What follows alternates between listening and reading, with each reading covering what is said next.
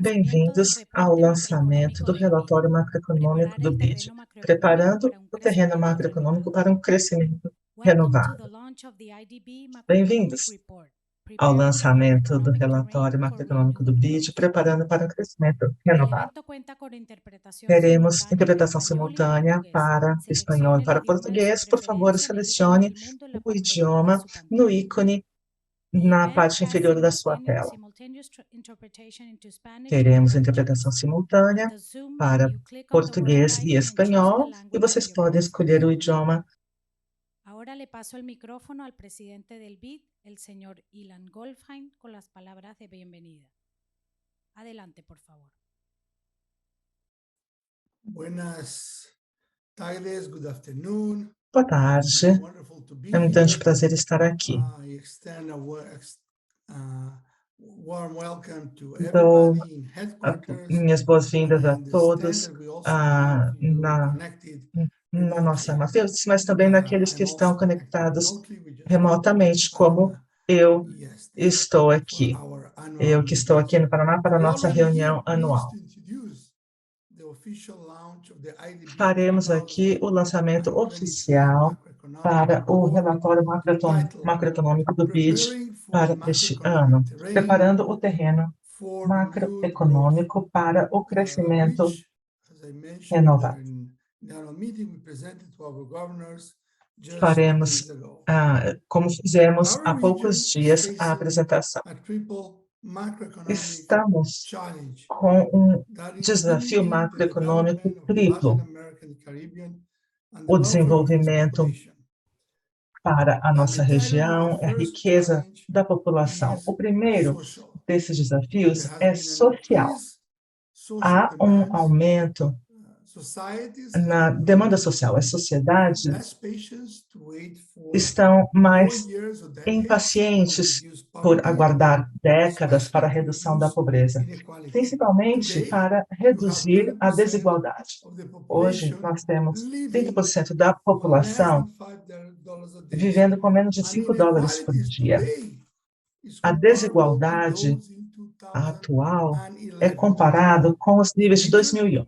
Needs to improve its poverty, A nossa improve its região income distribution, precisa but not melhorar only a income, distribuição de renda, but mas não apenas de inequality renda, issues porque related to as other questões de dimensions of desigualdade dizem respeito a diversity outras dimensões também, como a and the diversidade. population is also E a demanding nossa better população quality and quantity demanda of social services, melhor including qualidade de health serviços and sociais, importantly incluindo education, a but also saúde e, new muito services like a connectivity, educação, mas and they outros do serviços care como a about climate. conectividade, por exemplo. So Todos também governments se are importam under com as pressure questões to climáticas e, provide assim, os governos better estão public sob goods, pressão para better services, oferecer but, melhores, and this is the second mais challenge, they eficiência, have mas fiscal temos constraints. também o segundo And the fiscal desafio constraints have gotten das worse. questões The pandemic fiscais, had que a foram significant impact on public agravadas accounts pela pandemia. and higher level of debts because Também there o has been the alto fiscal space nível for that, da even though the dívida. debt Assim, levels have gone down apesar from the first pandemic years, da it's still dívida the ter case decaído that comparado we are com now having more o, fiscal o meio restrictions da and pandemia, higher debt nós in average. atualmente, na média, temos níveis de So you don't endividamento have the mais elevados. space Assim, to não provide all the resources you need oferecermos for better todos public os goods and the most social recursos issues such as necessários para a education. questão de diminuição da So the pobreza question e always is, distribuição well, de why don't we riqueza. create these resources? Então, And this is the a third challenge, questão é a growth. criação dessas riquezas, ou seja, o terceiro Regional desafio, que é o economic crescimento. growth is only 2%, which is O low crescimento compared to other regions. está It may cause baixo this, of comparado course, com low o de productivity outras regiões. is the Temos main reason também for poor o growth problema da in baixa general, produtividade, que but no in geral particular é in a the region. principal causa So para what do a we need to do? dificuldade de Of course, crescimento, improve principalmente aqui na labor, nossa technology, promote inclusion, problemas de fighting for mão de unemployment, which obra. is less Estamos productive, falando create institutional environment for da more criação productivity, and of que course, favoreça all the a IDB work, produtividade. E isso inclui também todo o trabalho do BID em infraestrutura,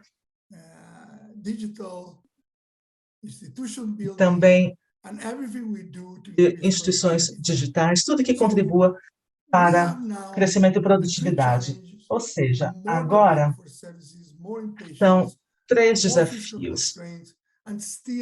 E ainda assim, nós continuamos com o crescimento baixo. Este é um mundo que, além disso, é afetado pela mudança climática. Esses desafios estão interrelacionados e precisamos enfrentá-los na nossa região da América Latina e Caribe. As agendas de políticas precisam ser ambiciosas, a situação é complexa, precisamos de foco em ações que transformem as nossas economias. Se formos capazes de fazer isso, poderemos ter mais liberdade para oferecer aquilo que os governos estão sob pressão para entregar. Aqui nós queremos ser agentes de mudança, queremos poder ajudar na melhoria de condições para cidadãos, dando mais espaço, permitindo que os governos tenham mais espaço nessa atuação. Conforme analisamos essas questões, nós vemos que não houve crescimento durante a pandemia, mas por conta também de problemas estruturais. E os desafios são também os de curto prazo. Sabemos que o ambiente é volátil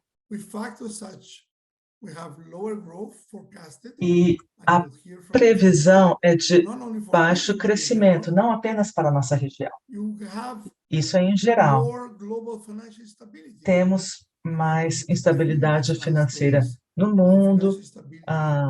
Nos últimos anos, viu-se como isso é uma preocupação. E no nosso relatório, vocês veem que estamos tocando em questões que demonstram essa incerteza econômica. A questão da inflação, que continua a cair, mas permanece alta. Também a questão Rússia-Ucrânia, que permanece sendo um problema para 2023, ou seja, mitigar os desafios é fundamental para que possamos trabalhar nos desafios de mais longo prazo. Especificamente, essas incertezas precisam ser trabalhadas com as propostas de políticas. Pretendemos contribuir da forma como já contribuímos e nossos esforços são muito grandes. Esperamos contar com a contribuição de colegas de outras áreas para podermos, assim, melhorar a vida das populações da nossa região. Eu vou passar o microfone para o nosso diretor, que vai apresentar o relatório. Teremos também a discussão de outros participantes. Vamos ouvir a todos, vamos agora ouvir Eric, e agradeço muito a presença de todos, agradeço muito a contribuição do nosso departamento de pesquisa também. Muito obrigada.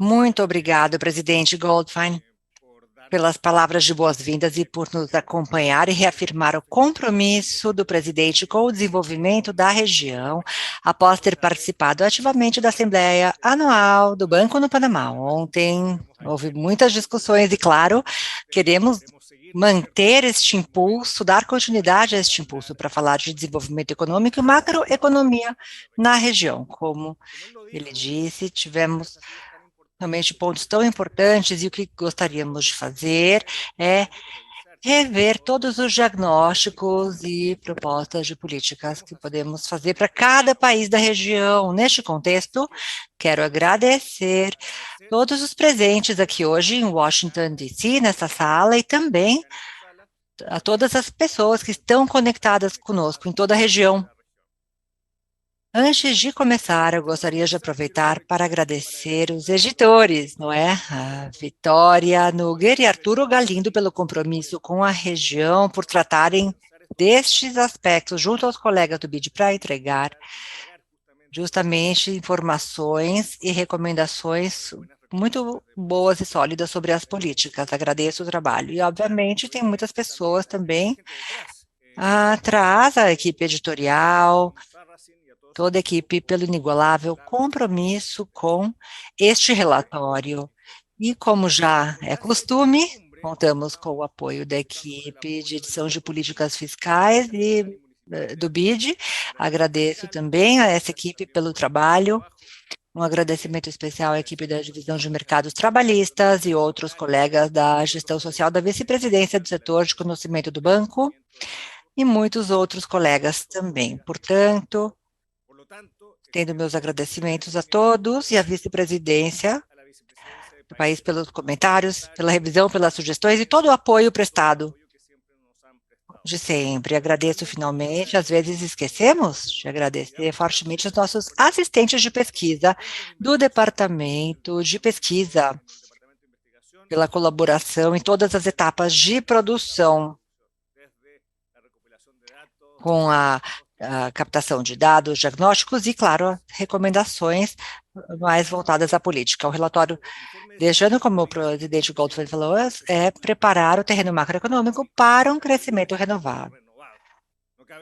Não há dúvida de que estamos enfrentando um momento difícil, crucial, com muitas dúvidas para o mundo e para a região, e assim a América Latina e Caribe deve estar atentos a como a economia global vai se ajustar à nova conjuntura. O crescimento global de 2023 será mais baixo do que o mundo viu em 2022, uma realidade que está associada à crise da inflação que o mundo viveu em 2022 e que continua ainda, persiste e cuja resolução ainda gera incertezas.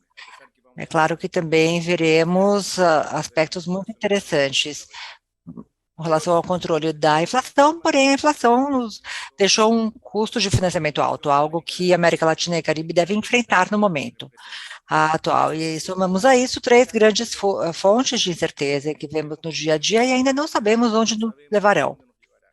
Uma dessas fontes está associada, claro, ao que estamos observando nos mercados financeiros, principalmente nos bancos em algumas partes do mundo, e algo que vemos com preocupação, não só por canais tradicionais de contratos financeiros que nos afetaram no passado, como também suas implicações sobre as políticas monetárias nos países avançados e a trajetória da inflação geral e global, que poderia afetar nossas economias. Soma-se a isso a incerteza social com a invasão da Rússia na Ucrânia e a possibilidade de que esse problema se estenda, que parece ser uma possibilidade, e os efeitos sobre a América Latina e Caribe, claro, estão presentes, estiveram presentes, e assim devemos analisá-los regularmente com muito cuidado. Temos também a relação com a demanda chinesa pós-abertura, pós-pandemia Covid-19, fatores que poderiam impactar nossa região. E a partir do BID, como o presidente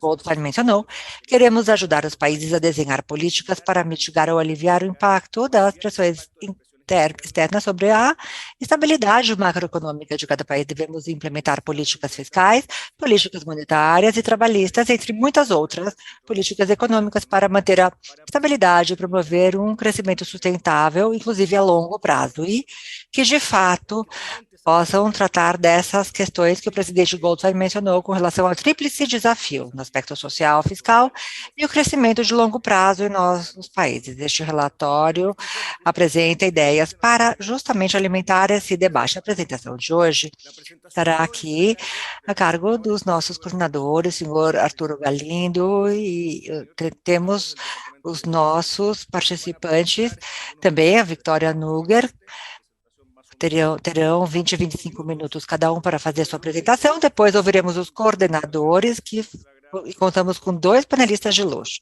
Solange Bernstein estará conosco a partir do Chile, Pablo Guidotti, da Argentina, Eles, então, terão comentários relacionados com o relatório, e o relatório já está disponível em nosso site, na versão em espanhol, em inglês e em português. Também estão todos convidados, portanto, a baixarem o relatório e lerem os seus conteúdos. O seu conteúdo. Passo a palavra primeiro ao Arthur e depois à Vitória para apresentarem o relatório. Obrigado.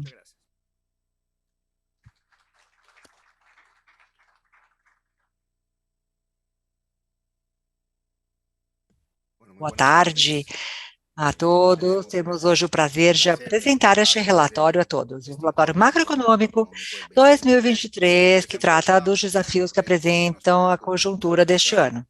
Como o presidente Goldfein e o nosso economista-chefe Eric Parrado comentaram, a forma como esta conjuntura for enfrentada será crucial para tratarmos dos desafios de médio e longo prazo da região, que as ações tomadas hoje para enfrentar estes desafios de curto prazo podem ser críticas e, ao mesmo tempo, podem fortalecer e complementar uma série de políticas de longo prazo que a região precisa para poder enfrentar estes desafios. E por isso o título do relatório é preparar o terreno macroeconômico para um crescimento renovado. E então, como o presidente e como o Eric também mencionaram, a região enfrenta um tríplice desafio. Eu não vou aprofundar, porque ele já detalhou, mas é o desafio social, fiscal e também de crescimento. E a estes 3 desafios somam-se também uma série de desafios que podemos chamar de transversais.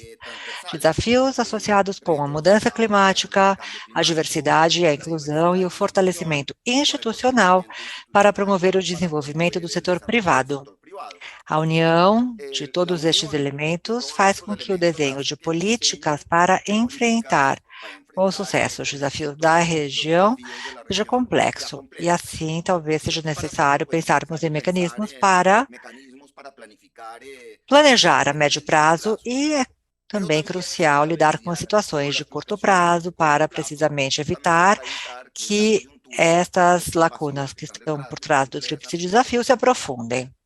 Agora, como enfrentar esta conjuntura e, em particular, como implementar políticas que permitam mitigar os seus efeitos. Então, fazem parte do conteúdo deste relatório. Portanto, falaremos da situação atual da região, com relação ao contexto macroeconômico, alguns cenários de crescimento para os próximos anos, os desafios imediatos da política macroeconômica da região, e também apresentaremos algumas ideias relacionadas a agendas de políticas, as possíveis agendas que poderão nos ajudar a fomentar essa discussão. Começaremos, então, pelo contexto global. As perspectivas de crescimento para 2023 são menores do que as de 2022, em âmbito global e também em quase todos os grandes blocos econômicos. Estima-se que o crescimento global deste ano fique em torno de 1,8%, quase a metade do que foi em 2022, e isto deve-se, em boa parte, ao choque da guerra da Rússia na Ucrânia.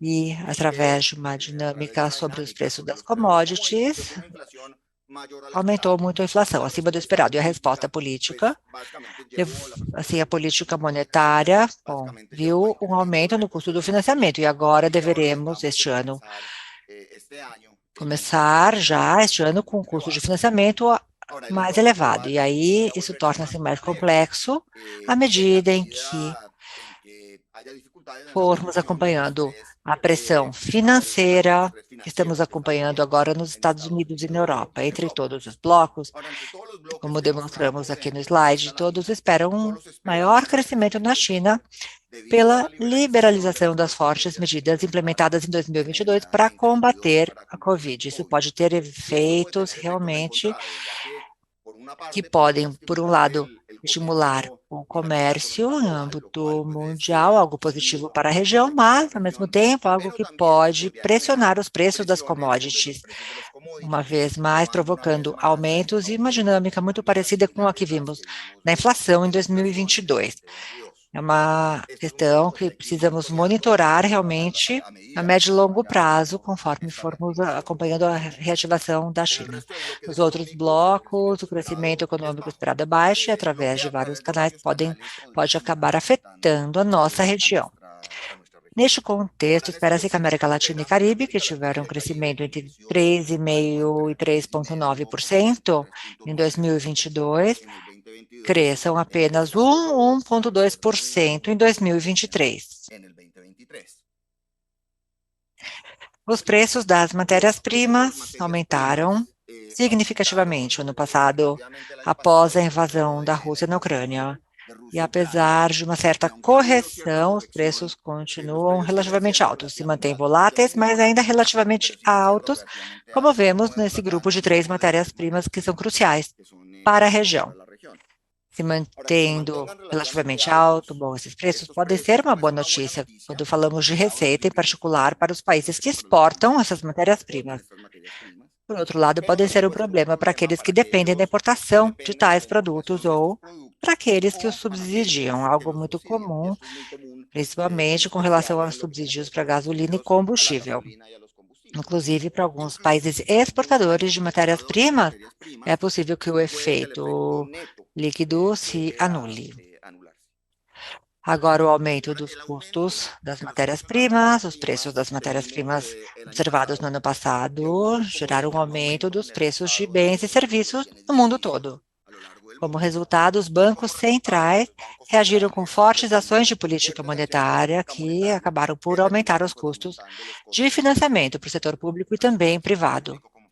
Aqui neste gráfico, vemos o custo do financiamento soberano médio dos países da América Latina e do Caribe, vemos o custo dos títulos de tesouro dos Estados Unidos em 10 anos e o spread também, de lente. Em 2022, o rendimento dos títulos aumentou 3 pontos percentuais, acompanhando de perto a resposta da política monetária e a maior inflação. Esta taxa hoje dos títulos americanos está em 4%, mais ou menos. O spread de risco nos países se manteve, o EMB se manteve relativamente constante, em média, no país em 2022, apesar de um comportamento bastante heterogêneo no interior. Então, para o fundo, hoje, os custos de financiamento para a região são altos e, como vemos, gráficos são praticamente iguais ou piores até do pior momento da pandemia. Agora, este episódio do estresse da pressão financeira nos Estados Unidos pode afetar esses custos de financiamento global. Nós sabemos ainda exatamente como, há muita incerteza, uma grande incerteza em torno da reunião de amanhã e as reuniões subsequentes. Também, na Fed, com relação à decisão que será tomada com relação às taxas de juros. Há poucas semanas, os mercados previam que a taxa do Fed terminaria o ano acima dos 500 pontos básicos, mas agora existe uma alta probabilidade, olhando aqui para esses números dos mercados, uma alta probabilidade que essa taxa esteja abaixo da faixa atual, entre 400 e 455 pontos básicos. As projeções que saem os mercados mostram que em 2023 talvez chegue a 400, 425 pontos básicos dessa taxa de juros, um ponto que realmente tem muita volatilidade que muda diariamente. Agora, paralelamente, temos os eventos macros e precisamos avaliar as diversas dimensões sociais na região. Nos últimos 8 anos, a região vem observando aumentos na pobreza, na desigualdade, e assim vimos uma tendência favorável que acontecia desde o início de 2014 e 2015, que mudou. A tendência agora é crescente. A pandemia fez com que estes números subissem, aumentassem, depois houve uma certa correção, mas voltaram àquela tendência novamente. Como veremos, os desafios que a região enfrenta hoje poderiam ter consequências também no aumento da pobreza e desigualdade. Então, como vimos desde o começo desse século, isso continua a ser um grande objetivo e desafio para nós. No contexto global de mais custo de financiamento, menor crescimento, no relatório nós perguntamos, então, quais são os cenários de crescimento para os próximos 3 anos na região? Vários cenários foram construídos utilizando um modelo de vetores autorregressivo. Aí existe um cenário base e que mostra uma diminuição de 1,5 até 2023 e voltará até, no longo prazo, chegar à taxa de crescimento de 2% em 2025. Com este cenário, nós queremos enfatizar de uma maneira os choques da economia dos Estados Unidos. Assim, nós incluímos alguns possíveis cenários que aconteceriam na América Latina e Caribe. E, para isso, nós consideramos de menor crescimento nos Estados Unidos e um outro em que um aumento maior dos cenários. E o desafio de contenção de inflação nos Estados Unidos ou com o estresse financeiro da situação atual. O impacto na América Latina e Caribe, qual seria o impacto dos Estados Unidos? Nós vemos aqui 1,6% abaixo do que seria o esperado, mais ou menos seguindo um padrão dos Estados Unidos. E, nesse sentido, estaríamos falando de 0,8% para a região nesse período. Isso é o que a nossa simulação mostra. Isso mostrando uma recessão em 2023, uma taxa de crescimento de 0,5%, que apenas em 2024 estaria um pouco, chegando a 0,9% e em 2025 a 2%.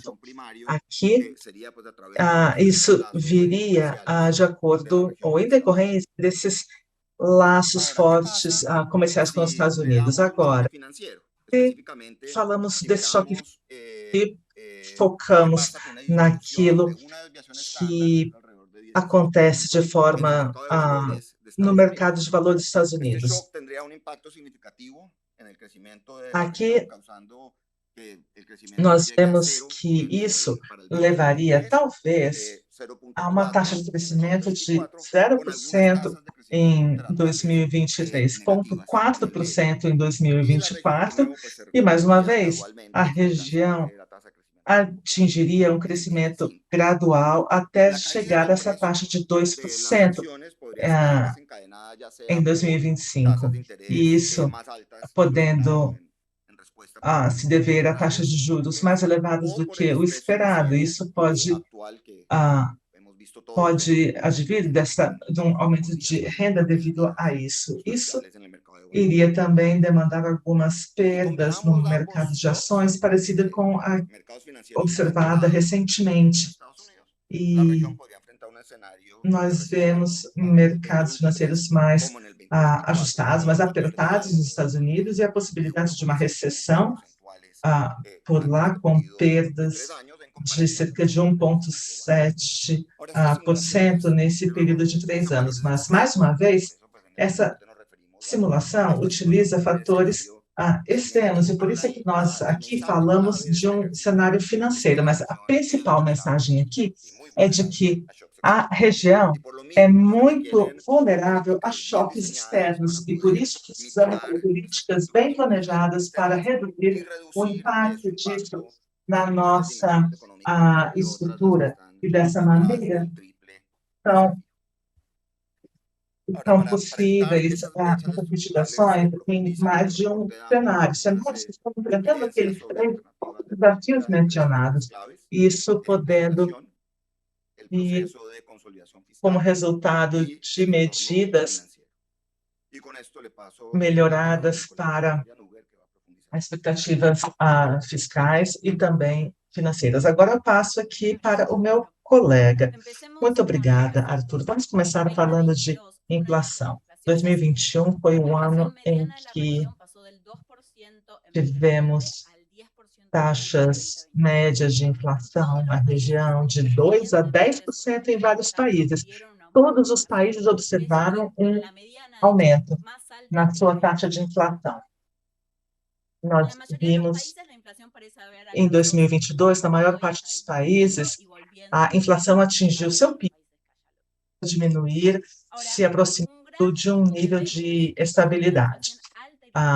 Um aspecto muito importante que nós observamos é que essa taxa de inflação alta, persistente, pode levar a que ela se torne mais permanente no longo prazo, o que viria a afetar o custo de produtos e serviços. Então, claramente, a região está vivenciando esse impacto global e uma das maneiras de abordar pode ser a construção desses modelos de grupamento aqui. São alguns parâmetros a se observar. Nós vimos que essa dinâmica de inflação pode ser explicada pelo impacto do preço dos combustíveis, e nós vemos aqui que a inflação, isso acaba tendo uma importância menor agora. Agora, a dinâmica é por conta de um alto nível de risco na maior parte dos países, principalmente onde existe muita incerteza, de uma possível intensificação do conflito na Ucrânia, também a abertura da China por conta da Covid também teve um impacto nas incertezas do mercado financeiro, que pode trazer um risco maior de disrupção. É importante observarmos aqui a inflação no preço de alimentos. Nós vimos que isso foi de cerca de 14 pontos percentuais. Isso significa uma inflação acumulada chegando a 33%, um nível que é alarmante. Nós sabemos que os alimentos são uma despesa básica para as camadas de renda mais baixa, e esses preços elevados podem levar à insegurança alimentar, pode levar a muita insatisfação social e, é claro, um aumento naqueles 3 níveis de desafio. A insegurança alimentar na região é algo que vem crescendo, inclusive antes da pandemia. Nós vemos questões de malnutrição. As taxas vêm aumentando, juntamente com o aumento das taxas de pobreza, e está acima das taxas médias.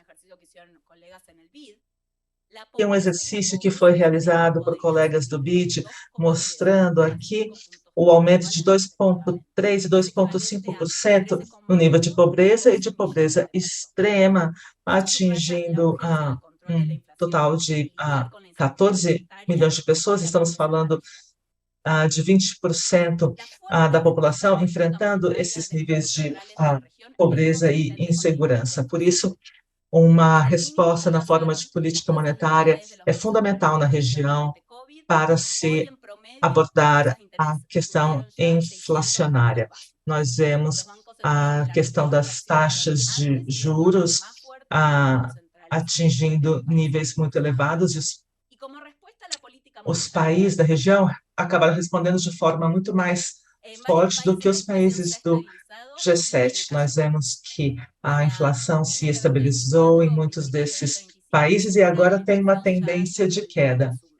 Nós esperamos que em 2024 e 2025 haja uma estabilização da inflação. Para isso, é fundamental evitar quaisquer tipos de contradição com outros fatores e políticas macroeconômicas, também políticas salariais, que vêm de acordo com a taxa inflacionária anterior, e por isso é importante agora avaliar para termos políticas mais atuais que deem conta da complexidade atual. Talvez nós não possamos lidar com todas as questões que vêm desse desafio triplo.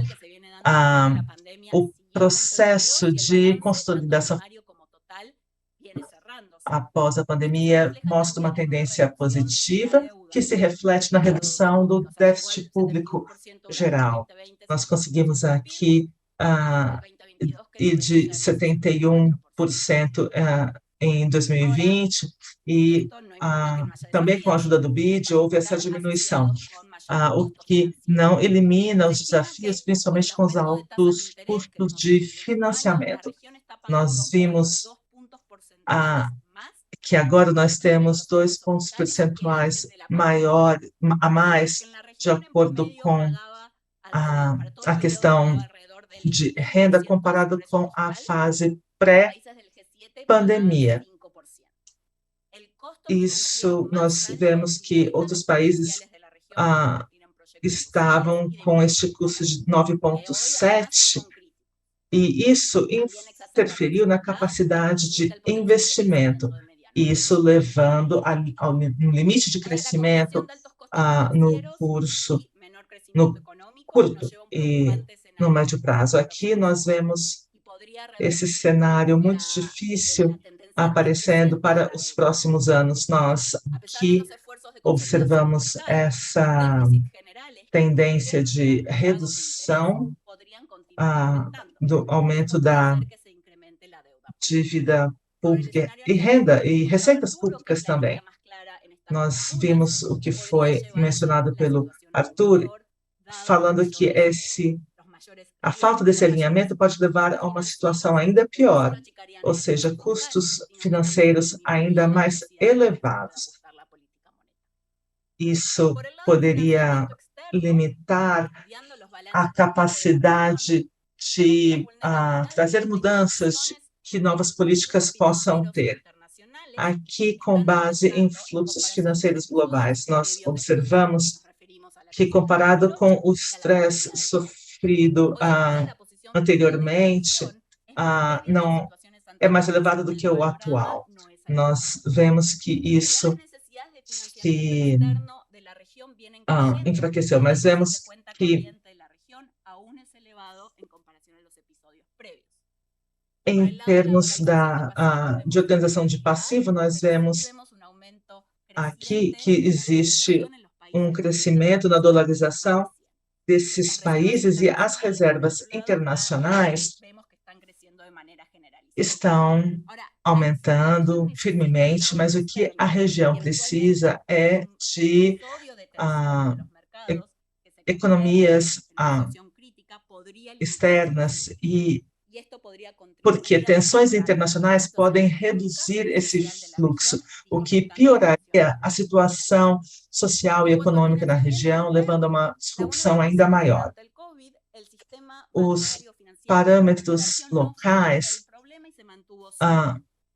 são importantes porque, por exemplo, o sistema bancário da região não foi afetado, permanece forte. O gráfico aqui à direita mostra que a pandemia não afetou muitos dos indicadores de riscos de empréstimos. E aqui as proporções não sofreram alterações. Houve medidas adotadas para controlar possíveis aumentos de riscos, mas o problema é que essa situação financeira foi afetada ao longo deste período. Nós vemos que existe um acesso ao capital sendo limitado, e quando pensamos no sistema bancário europeu e norte-americano, nós vemos essa questão acontecendo aqui também. Nós vemos essas medidas que são homogêneas para o setor como um todo. E, apesar desses fatores de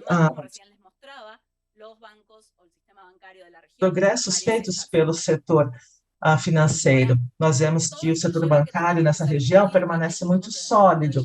E tudo isso é estratégico quando se fala da elaboração de esses ciclos econômicos vêm permanecendo fortes, o que é fundamental para a nossa capacidade de criar melhoria para essas populações mais vulneráveis. Assim, nós podemos, esses ciclos internacionais e nacionais, podemos observar uma tendência de manutenção disso. Aí precisamos nos concentrar em, por exemplo, deter a inflação e melhorar as condições para a consolidação fiscal. Em terceiro lugar, promover uma melhor aproximação. Para estabilizar a inflação hoje é necessário... Bom, isso é essencial. Temos que monitorar a dinâmica dos preços de algumas matérias-primas globais para os que se traduzem principalmente em uso doméstico. A incerteza global pode chegar a afetar a taxa neutra de interesse de juros que afeta a política monetária. Todos devem se esforçar para manter a tendência convergente, assegurando a independência do Banco Central. Assim, poderemos continuar mantendo a credibilidade dos bancos centrais, as expectativas sob controle e a eficácia da política monetária. A consolidação fiscal é um desafio, particularmente em momentos em que há uma crescente demanda por recursos fiscais. É extremamente necessário na conjuntura atual. E pode ser alcançada com a combinação de políticas dentro do arcabouço regulatório, ajustando certos gastos, concentrando subsídios nas populações que mais precisam deles, melhorando o perfil da dívida, com estratégias de administração e implementando o uso de regras fiscais. A médio prazo, preciso fazer reformas fiscais profundas para melhorar a eficácia e efetividade dos gastos, criar um arcabouço tributário mais resistente, mais sólido, aumentar os incentivos e formalidade. Para promover o aumento da produtividade, as políticas devem se concentrar em reduzir as lacunas de infraestrutura física e digital e criar instituições fortes, compatíveis com o aumento da produtividade. O Estado de Direito e a implementação da justiça devem melhorar. A corrupção e a instabilidade política e econômica também afetam o crescimento. E a informalidade dificulta a melhoria na produtividade. É preciso ter políticas que visem diminuir, seja através das reformas de instituições de saúde ou mercado de trabalho. Como são financiados os compromissos? Bom, isso será muito importante. Precisamos combinar políticas também com políticas estruturais e setoriais para podermos fomentar a região em direção a uma trajetória de crescimento renovado, onde o tríplice desafio seja controlado e fechando as lacunas correspondentes. Grata a todos e estão todos convidados a lerem o relatório.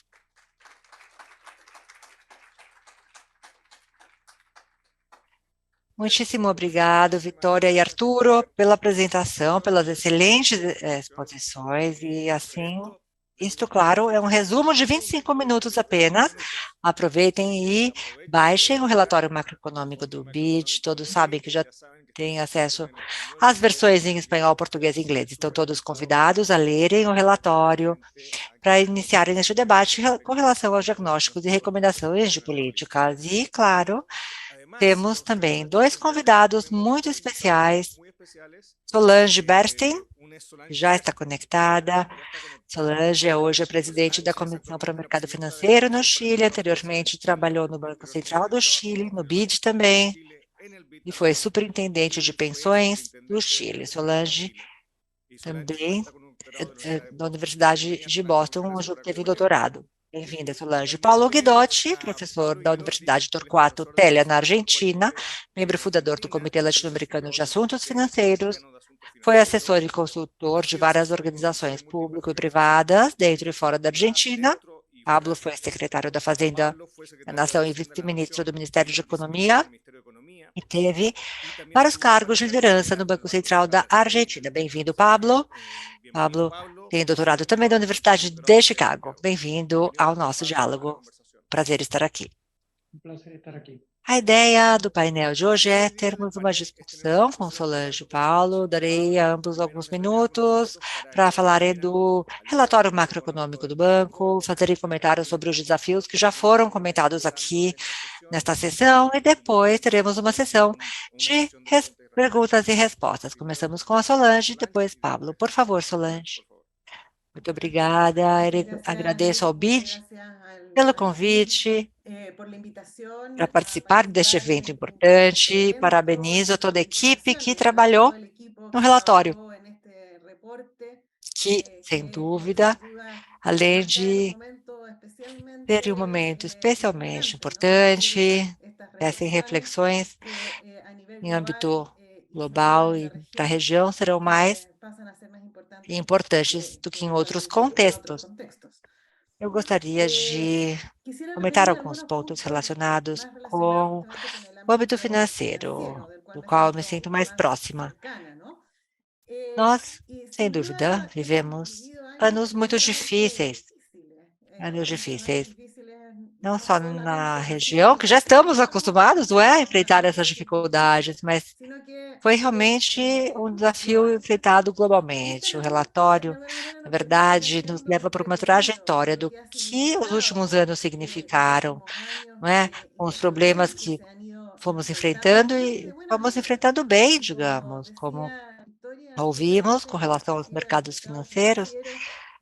Dessa vez foram mais parte da solução do que do problema.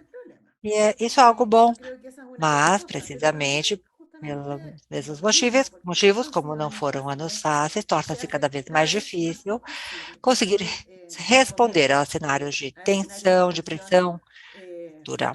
E nós, de certa forma, fomos, sim, consumindo ou lidando com outras questões, como a questão fiscal. Agora, o sistema bancário, em particular, como bem cita o relatório na região, está em uma boa posição em termos de rentabilidade, capital, porém, de certa forma, também é impactando os níveis de juros, de realização de crédito, desaceleração do crédito. Vemos como o setor bancário vem mostrando que sua capacidade de contribuir para uma recuperação perante um novo choque é mais difícil e devemos ver, no fundo, como o setor bancário responderá às necessidades de crédito que poderão surgir, seja num cenário mais favorável, crescimento, como eventualmente mais complexo, como os que vimos há pouco tempo. Nessa situação de pressão, onde enfrentamos o menor crescimento global, inclusive acompanhado também da pressão financeira.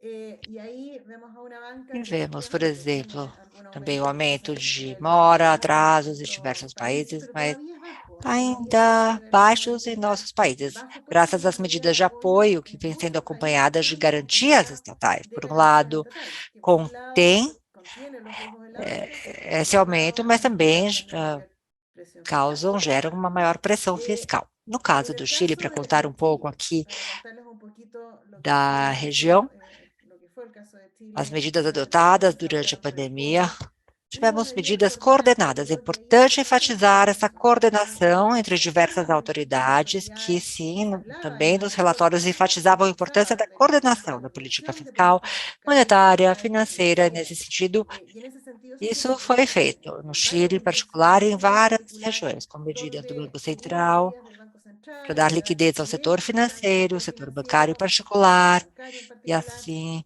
bem, foi aprovada a normativa da CMF, acompanhando essa maior liquidez, as estatais também, os órgãos estatais que mantiveram ativo o canal de crédito, o que, sem dúvida, também permitiu ajudar esse problema de liquidez temporário, não é? E claramente ajudou a conter a morosidade que havia se instalado no começo. Pensou-se que essa falta de receita de outras empresas e das famílias teria um impacto muito forte na mora a obtenção de crédito, que não ocorreu, o que foi muito bom. E as empresas conseguiram superar a crise, mas não todas. Então, isso que nós teremos que ir monitorando em alguns casos. Sim, houve problemas de inadimplência e esses riscos vão se materializando. Gostaria de, sim, destacar o papel das instituições financeiras, dos bancos. E um ponto em particular, é muito importante falarmos dos arcabouços de regulação bancária, hoje em dia são muito importantes.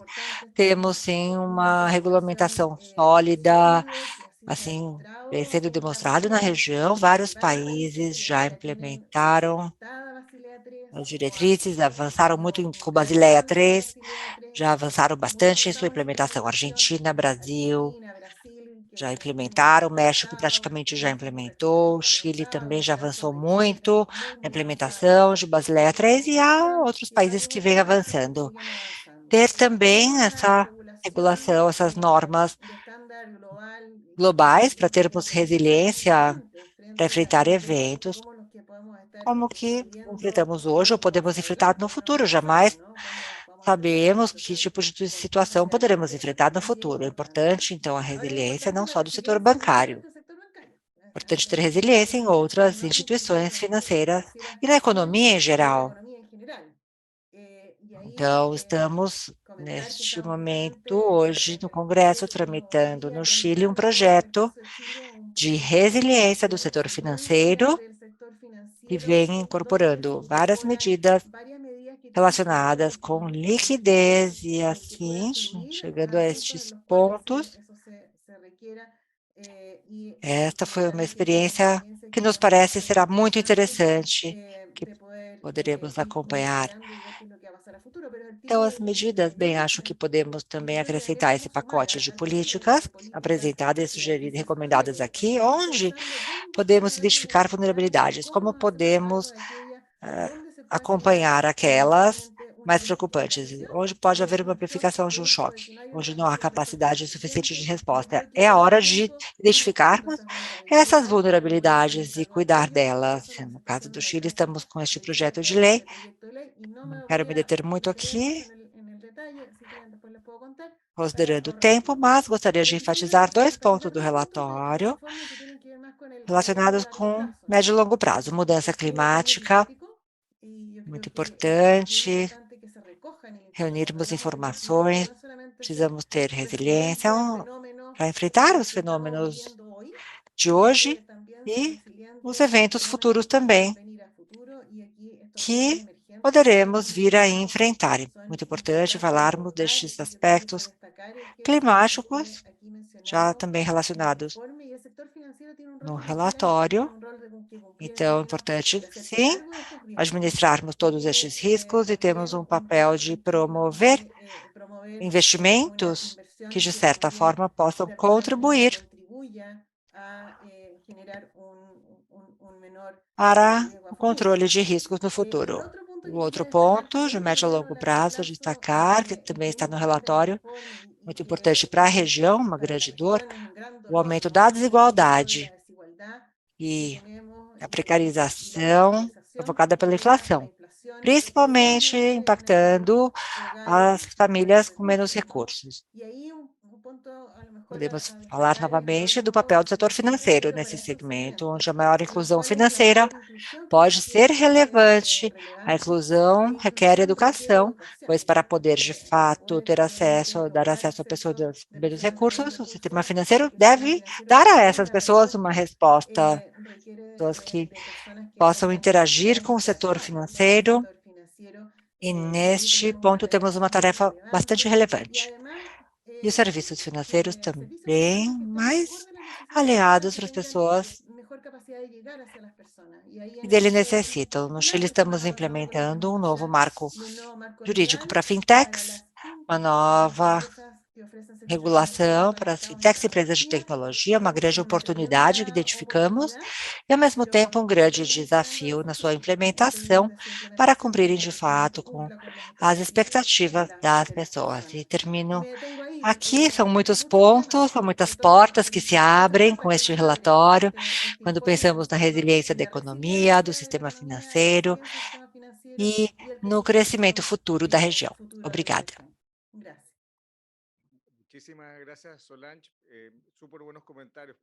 Muito obrigada, Solange. São comentários muito interessantes e eu vou tentar resumi-los. Hoje, essa crise que enfrentamos pode ser exportada para outros países e nós queremos fazer parte da solução e não do problema. Precisamos de mercados financeiros resilientes e continuar trabalhando na reforma e regras regulatórias. E, além desse slogan de crescimento sustentável, precisamos trabalhar para reduzir desigualdades, precisamos atuar em todos esses aspectos que o BID se concentra. E agora nós vamos passar para o Pablo. Muito obrigada. Agradeço a Arthur, a Eric, Vitória, agradeço muito pelo convite para contribuir com meus comentários a respeito do relatório. Eu gostaria de parabenizar a toda a equipe de pesquisadores, o departamento do BID que realiza esse trabalho. Nossa região é bem diversa, complexa e não é simples construir uma imagem equilibrada de toda a região, não como um país médio, porque nós temos países com sistemas monetários diferentes, países com fraquezas e fortalezas específicas, temos países que exportam commodities, temos países mais importadores, países que são muito dependentes de determinados tipos de, por exemplo, receita de turismo, outros têm receitas mais diversificadas, e por isso acho que esse relatório é muito bem sucedido da comunicação dessa mensagem para essa região e que leva isso tudo em consideração. Claro que pensando na perspectiva para a região, nós vemos que, atualmente, muito disso se baseia em contextos externos, e esse é um contexto que vem trazendo muitos desafios. Nós temos a pandemia, de um lado, nós temos também a questão de que foram dois tipos de respostas às políticas que surgiram. Uma delas é a resposta que forçou uma redução na oferta por conta de medidas saneadoras e também a questão de estimular a demanda.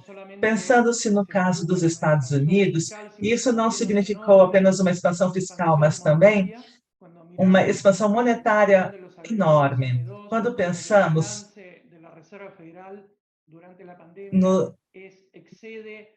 no balanço do Fed durante esse período, e quando comparamos com a crise financeira global que havia acontecido antes, nós vimos que os Estados Unidos não se limitou a um aspecto de resposta. Nós vimos que ela veio também no campo da oferta. Então, isso talvez seja porque o que foi considerado necessário foi também o que trouxe de volta a inflação após muitos anos de taxa baixa. E nós vemos aqui, inclusive, o problema da possível deflação. Nós vemos que existe uma natureza global nesse sentido. E são também novas características das políticas monetárias, por isso pode ser difícil compreender, por exemplo, de um lado, o aumento de taxa de juros, mas também o ajuste quantitativo. Nós vemos isso também no fato de que todos os centrais estão, ao mesmo tempo em que estão numa política monetária restritiva, nós vemos que isso pode aumentar esses efeitos caso nós consideremos apenas o que um país está realizando. Em outros países, existe uma necessidade de oferecer uma resposta fiscal. E, assim, nós vemos a comparação da dívida pública com o crescimento muito grande do PIB em países desenvolvidos e também em economias emergentes. Nós vimos que isso depois foi reduzido, mas uma vez relacionada a uma queda vinda do PIB. Mas, na realidade, se nós analisarmos os níveis atuais comparados com aqueles pré-pandemia, nós vemos que essa resposta fiscal levou a um aumento significativo na dívida pública.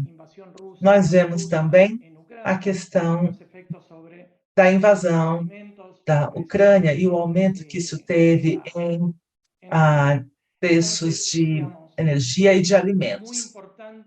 Por isso, é muito importante ter a compreensão de como essa situação se desenvolve, a situação externa, para que nós possamos compreender a nossa própria situação. Além disso, nós temos agora questões bancárias que têm sido surpreendentes, que ocorreram nas últimas 2 semanas. Também que, antes disso, os problemas bancários nos deixariam otimistas em relação ao desenvolvimento da inflação e atividade econômica nos Estados Unidos, particularmente porque muito dessa discussão vinha de se tal curva permanecia sendo relevante ou não, mas conforme nós vamos vendo o que acontece nos Estados Unidos, é importante pensarmos que quando começa a aparecer, então, o balanço interno e o do Fed também, e essa tendência de redução. Nós estamos agora falando, essa redução seria a necessidade de uma recessão forte. As pessoas estavam discutindo a questão de inflação persistente, mas, de certa maneira, a atmosfera estava mais positiva quando se observava a melhoria no setor monetário e, com isso, a decorrente melhoria em crescimento. Mas, pensando no contexto todo, precisamos pensar que 2022 foi um ano especialmente ruim para os mercados de capitais nos países emergentes. Persistindo com o relatório do JP Morgan, nos fluxos nos mercados de investimentos e de ações também.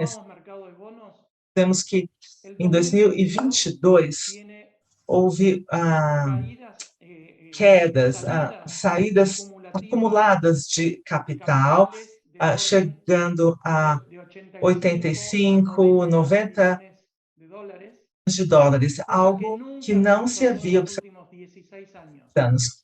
O último ano em que houve esse aumento líquido de capital nesses últimos 16 anos, fora 2022, foi 2015. Então, o que nós observamos é que o impacto de todo esse conjunto de choques sobre o mercado de capitais foi muito importante. E este relatório mostra que a América Latina foi capaz de manter seu acesso ao mercado de capitais e, ao final de 2022, a situação melhorou e principalmente no mês de janeiro de 2023. Mas também sabe-se que o efeito foi muito diferente entre diversos países, aqueles que nós chamamos, aqueles que são de alto rendimento, aqueles que estão com investment grade. Então, aí quando nós pensamos em países emergentes, nós vemos que o spread caiu, chegou a mais de 1.000 pontos básicos depois do início da guerra na Ucrânia. Nós vemos que são níveis que apenas podem ser comparados com as primeiras semanas da pandemia e também com a crise financeira global de 2008 e 2009.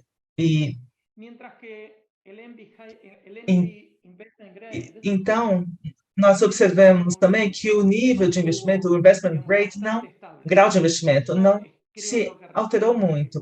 E quando nós pegamos, então, essa média das rendas na região, nós vimos que as taxas internacionais aumentaram cerca de 3 pontos e, de alguma maneira, o spread se manteve relativamente estável. Mas a realidade é que existe uma diferença muito importante entre o que acontece em países diferentes, nesses dois grupos de riscos diferentes mencionados. Como esses cenários de crise afetam o que aconteceu nessas 2 últimas semanas? Quando a gente está falando no Signature Bank, e logo em seguida houve também o problema do Credit Suisse.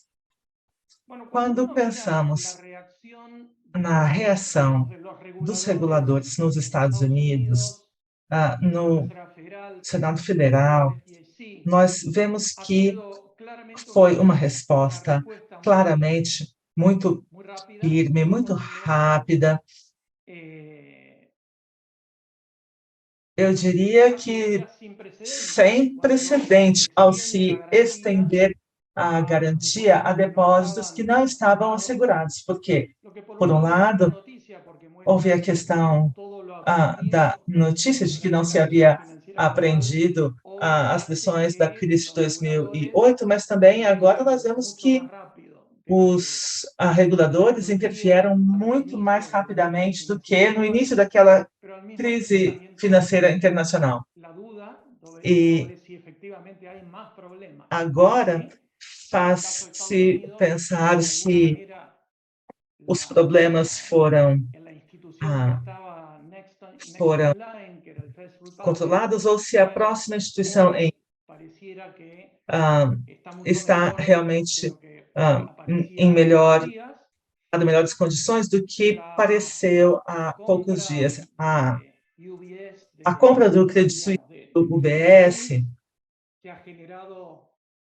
gerou a perda total de bônus até num total de 17 bilhões de dólares, mas isso permanece sendo uma incógnita. Essa contagem não se observa tanto na perda de ativos, mas sim nos passivos que não serão cumpridos. Também a questão da linha de emergência de liquidez nos Estados Unidos, eu diria que os bancos solicitaram 200 bilhões de dólares em liquidez, o que é muito acima do que foi requerido na crise financeira global anterior. Então, eu diria que esse choque é importante, mas não sabemos ainda qual será o desfecho disso. E se a história seguisse ruim, piorando no caminho de 2008, é claro que, então, para essa região haveria essa probabilidade dessa situação ser muito mais importante, muito mais relevante. Mas conforme essa crise se mantiver contida, Eu acho que talvez o impacto mais a longo prazo possa ser positivo, porque é claro que vai haver ah, o crédito vai levar a uma aceleração do crescimento dos Estados Unidos, e muita gente se preocupa muito porque essa economia estava muito forte. Então, pensando que a taxa de juros vai aumentar, então, quem sabe, talvez,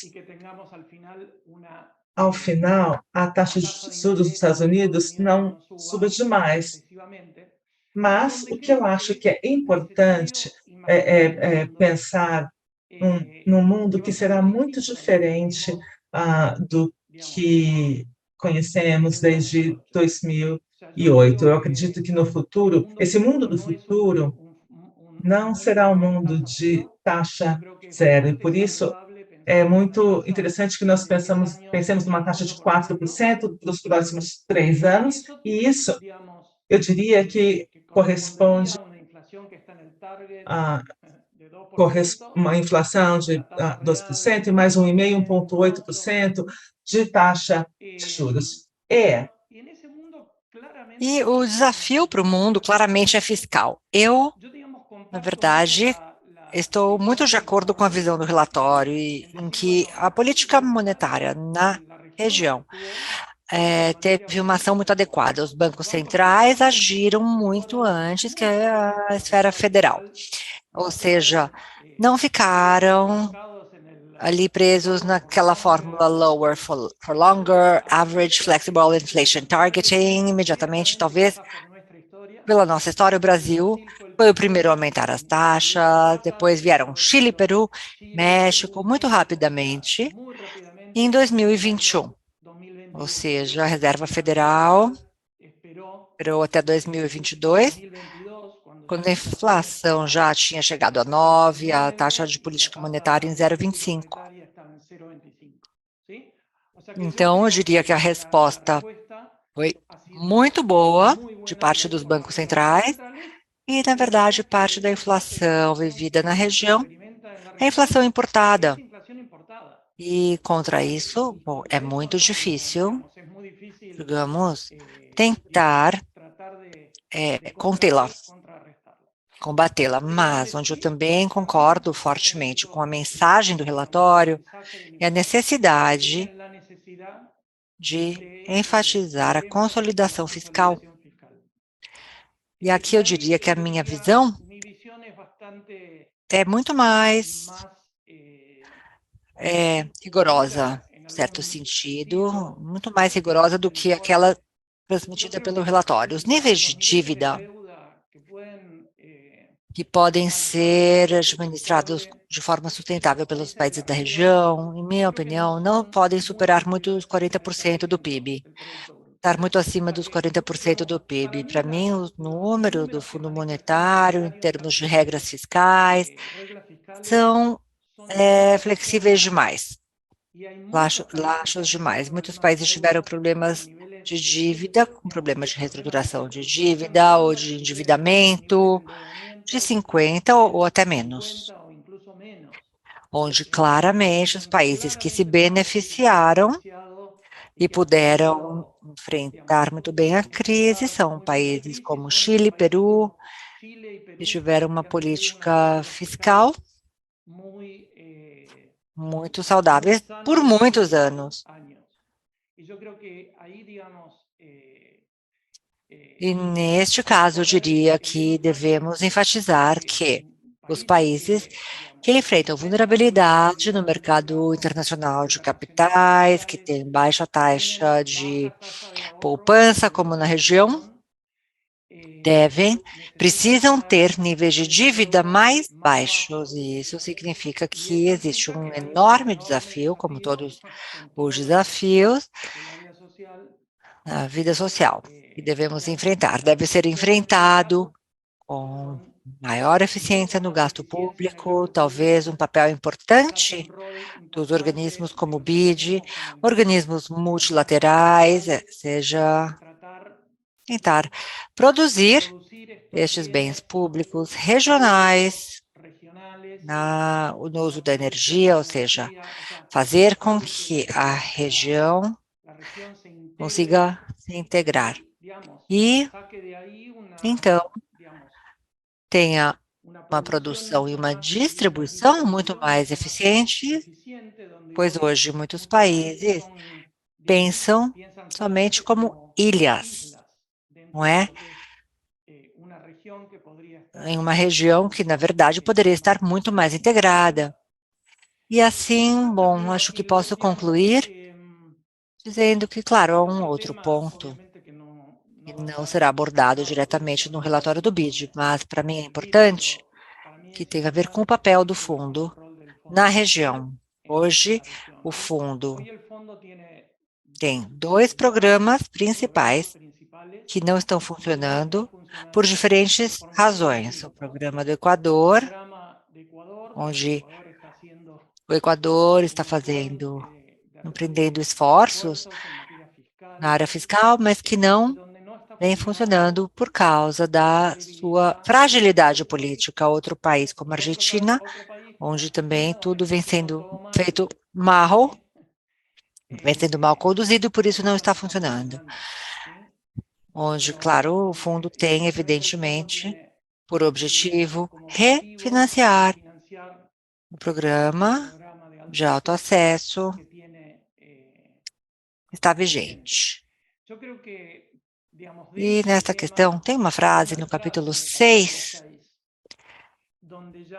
que chama os multilaterais a tentarem ajudar os países da região a melhorarem a estrutura de maturidade, liability management em geral.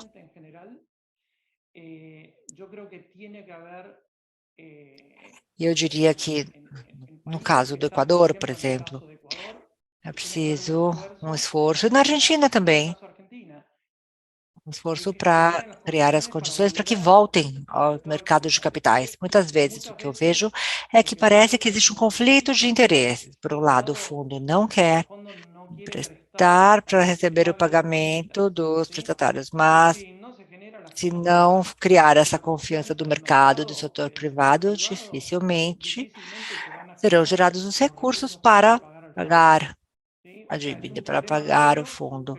É um problema sério, porém, na verdade, cabe ao fundo pensar realmente em como poderá contribuir para melhorar o perfil dos passivos desses países. É isso. Obrigado, Pablo, por seus comentários interessantes. Bem, sim, são muitas ideias, não é verdade, no período tão curto de tempo, mas poderíamos dizer que sim, há a questão de uma reação contra a cívica muito importante na região pelo lado da política monetária e por parte da política fiscal, que de certa forma devemos ir retirando esse impulso para evitar um impacto na atividade econômica, como está acontecendo em alguns países do mundo e da região, eu diria. E também a questão interessante sobre a crise de confiança de alguns bancos, como poderia isso também ter um impacto em nossos países. E eu vou pegar aqui este último ponto para fazer uma pergunta a Solange, justamente porque muitas pessoas conectadas e presentes aqui na sala também têm um grande interesse em pensar em como o choque financeiro que hoje está acontecendo na Europa e nos Estados Unidos poderia afetar a região. E, acima de tudo, pensando quais serão as lições que poderemos aprender. Aprendemos muito na crise global financeira 2008 e 2009, em termos de ter bancos mais bem regulados, mais supervisionados, com mais capital, mais liquidez. E, como vemos aqui no relatório, nessa discussão, os bancos têm muita liquidez, mas em termos reais emprestam pouco na região. Quais seriam as lições que poderíamos considerar como agenda de reforma, né, na área financeira, também mais com relação às inovações financeiras do mundo fintech, de triple lending, etc. Solange, com você. Agradeço, Eric. É realmente um assunto muito interessante, como eu disse antes, é difícil prever qual será o real impacto do que estamos vivendo. Hoje, esperar que tenhamos um cenário de riscos contidos, não é?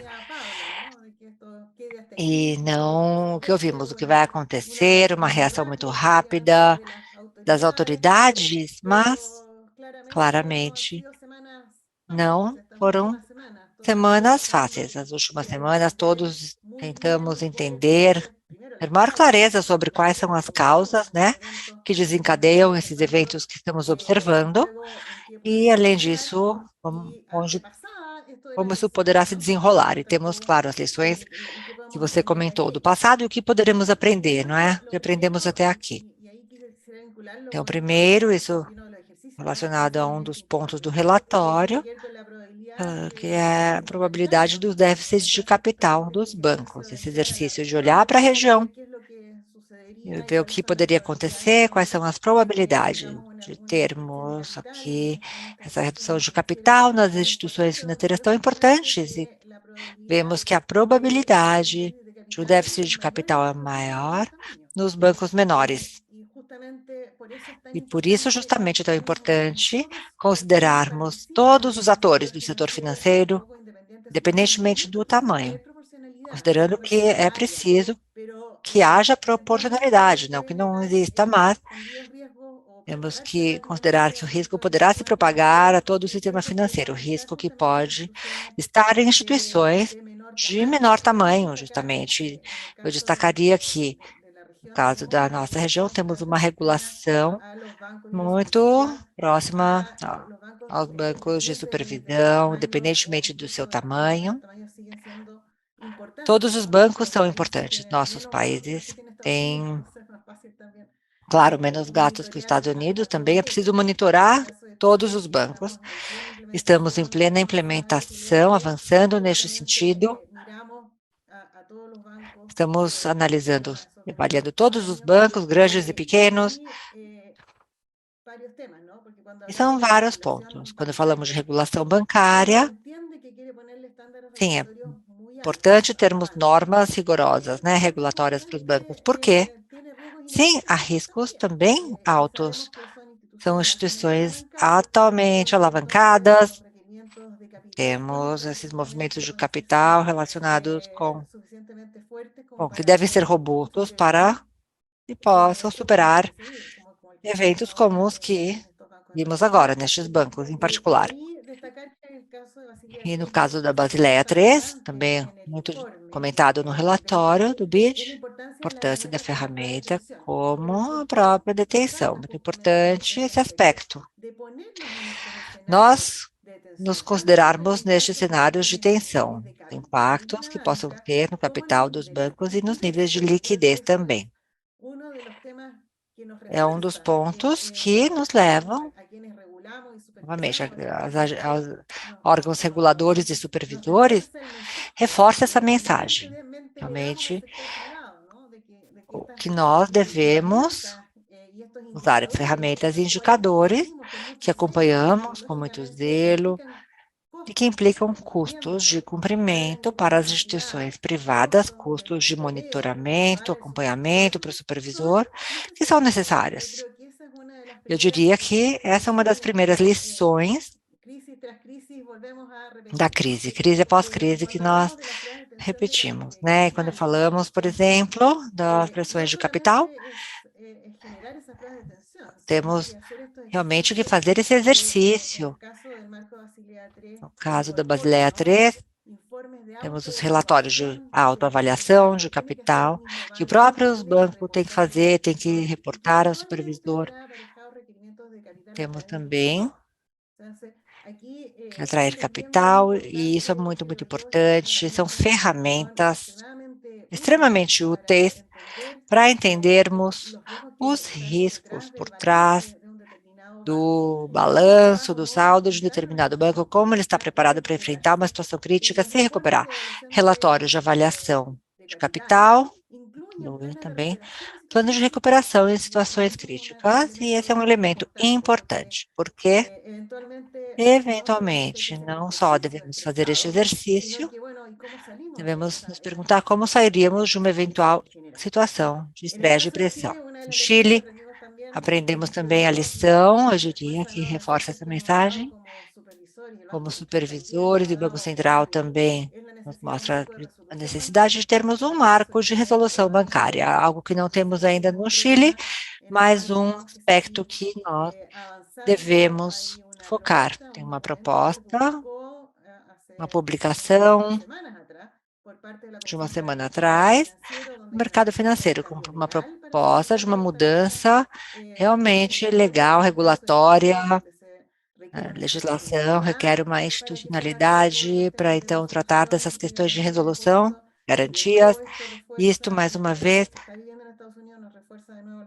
reforça a importância de estarmos atentos a todos estes aspectos. Também temos a lei dos bancos para intervenção precoce, autoavaliação, são todas questões que nos ajudam muito com relação ao arcabouço regulatório atual, a legislação atual. Mas é isso, e com relação à liquidez, que podemos dizer, principalmente nos eventos mais recentes, quando falamos de liquidez, Basileia 3, mais uma vez, inclui os elementos indicadores de liquidez de curto prazo, liquidity arbitration, mais longo prazo, PCR, e no caso do Chile, isso já foi implementado plenamente. Nós temos alguns mecanismos implementados e nós temos como recomendação, não apenas como uma exigência regulatória nesse sentido, é de uma resolução, porque não conterá apenas o indicador, mas também haverá uma autoavaliação, haverá o componente de liquidez e teremos essa exigência feita a todos para que façam a sua autoavaliação em termos de liquidez. Isso é algo que estaria incluído no relatório, e cada banco incluiria o seu sistema de gestão, e isso não seria apenas um indicador. O Banco Central é fundamental nesse sentido, principalmente quando falamos de bancos com problemas de solvência. Então, é importante que esse banco supervisor contribua. É importante que se tenha essa tranquilidade no setor financeiro. É importante que essa tranquilidade, é claro que ela não é plena, porque nós permanecemos, de certa forma, nervosos. Existe esse desafio que vem de vários mercados, e eu espero que o que o Pablo mencionou como o melhor cenário possível seja aquilo que venha realmente acontecer. Nós queremos limitar a exposição ao risco, e então como fazer isso, como limitar essa exposição, porque a situação pode se tornar mais complexa. Esses testes de estresse são importantes, coordenados com as autoridades, e em relação ao que você mencionou, o que você disse a respeito de inovação financeira e também de outras entidades, como eu disse, é tanto um desafio como uma oportunidade. Oportunidade porque traz novos canais de crédito, isso é muito importante. Isso é importante para os mercados de capital, mas também de várias formas. Existem outros caminhos para que se atinja negócios, empresas diferentes, para que tenham suas necessidades financeiras atendidas. Aí é importante, então, a atuação com o mercado privado, com a parte regulatória adequada.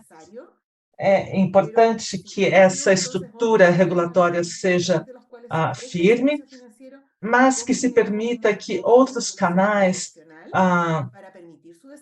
sejam abertos. E como ter essa regulamentação que permita isso, mas sem permitir riscos que acabe deixando vulnerável o setor privado novamente.